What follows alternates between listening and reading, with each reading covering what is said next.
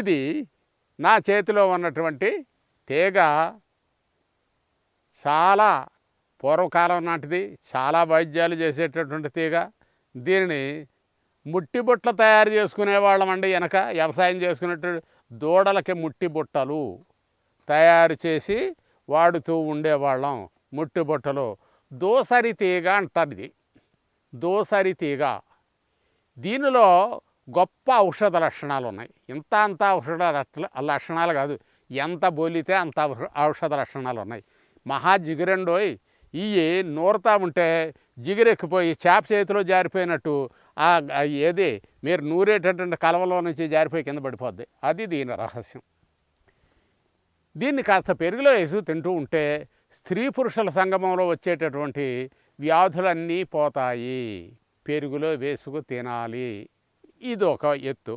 ఇక కొంతమంది ఏం చేస్తున్నారంటే ఈ ఆకులు తీసి బొడ్డు చుట్టూ స్త్రీకి పెట్టి, ఇలాగా బొడ్డు చుట్టూను స్త్రీకి పెట్టి ఏం చేస్తారు, ఇవే ఆకులను ఎండించి కాసిన్ని తినిపిస్తూ ఉంటారు.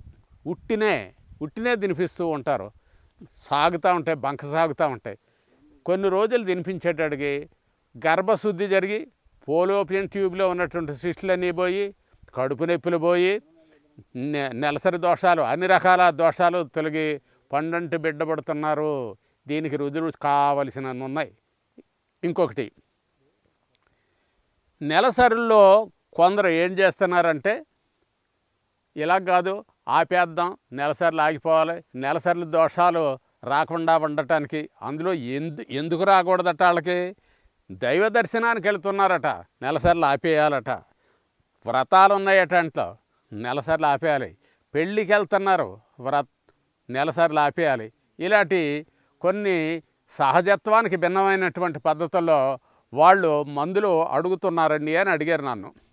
ఇప్పుడు ఇంగ్లీష్ మందుల షుగర్ మందు జీవితాంతం వాడు, క్యాన్సర్ అది బీపీ మందు జీవితాంతం వాడు, థైరాయిడ్ మందు జీవితాంతం వాడు అన్నట్టుగానే నువ్వు ఎప్పుడైనా పుణ్యకార్యానికి వెళ్ళేటప్పుడు నీకు నెలసరి రావడానికి వెళ్ళలేదు, ఆపేసాయి అని అన్నారనుకోండి, అది బాగా బురకెక్కిపోయింది.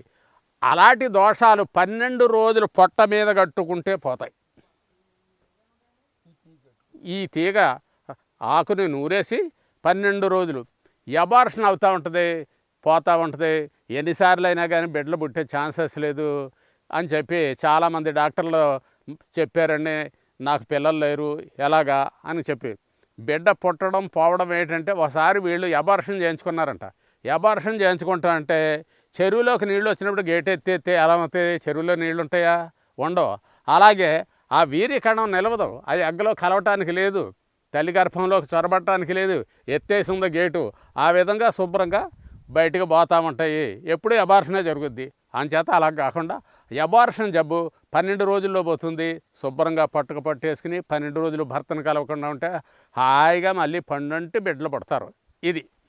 ఇది ఒక ఎత్తు.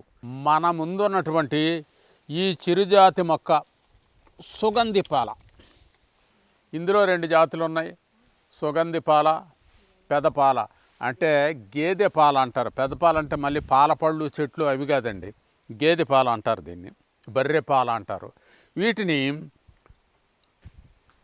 శరీరంలో విపరీతమైన వేడి చేస్తూ ఉంటే ఆ వేడిని తగ్గించడానికి పానీయంగా వాడుకుంటాం. వేసవికాలంలో చాలామందికి తెలుసు. అంటే సుగంధి టీ, సుగంధి పానీయంని రకరకాల పానీయాలు బజార్లో దొరుకుతూ ఉన్నాయి. ఈ వేళ్ళు తీసుకుని వాడుకుంటూ ఉంటారు. ఆ వేళ్ళలో మరొక చమత్కారం ఉందండి. ఒక వేడిని తగ్గించడమే కాదు,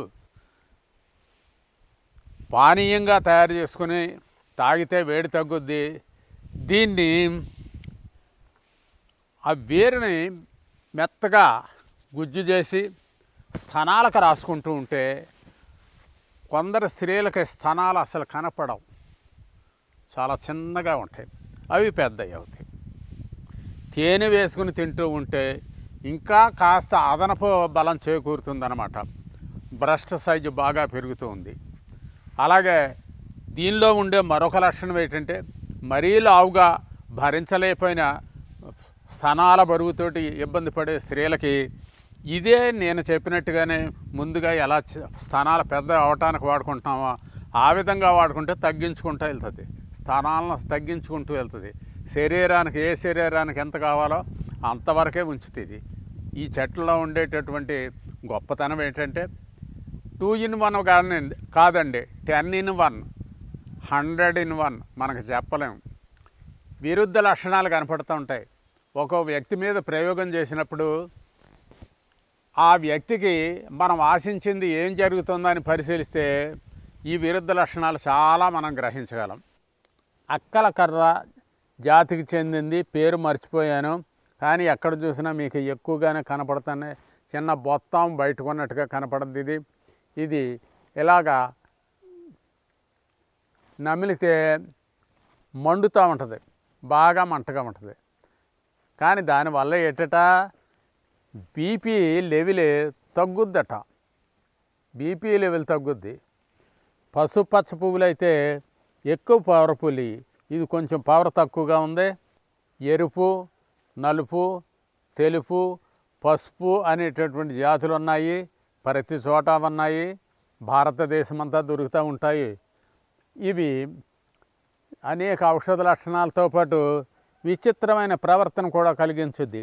దీనిలో ఉన్న చమత్కారం ఏంటంటే ఎక్కువ మంది అంటే కొందరు దేవత పూనిక ఉంది, కొందరేమో వెంకటేశ్వర స్వామి వాలేడు వచ్చి తిరుపతి నుంచి వచ్చి మనిషి మీద పూనకాలతో సింహ చెబుతూ ఉంటారండి రకరకాల.